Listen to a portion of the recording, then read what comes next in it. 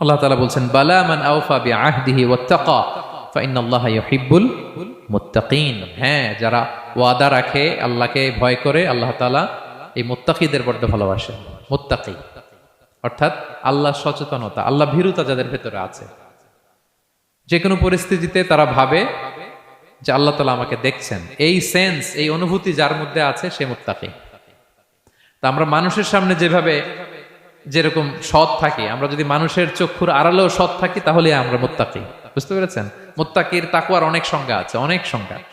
সবচেয়ে সহজ সংজ্ঞা হচ্ছে মানুষের সামনে আমরা যতটা ভালো, আমার প্রাইভেট লাইফেও যদি আমি ততটা ভালো হই তাহলে আমি মুত্তাকি। একটু যোগ বিয়োগ দিয়ে নেন নিজের সাথে নিজে, যে আমি পাবলিকলি যতটা ভালো প্রাইভেটলি ততটা ভালো কিনা। যদি হই তো আমি মুত্তাকি।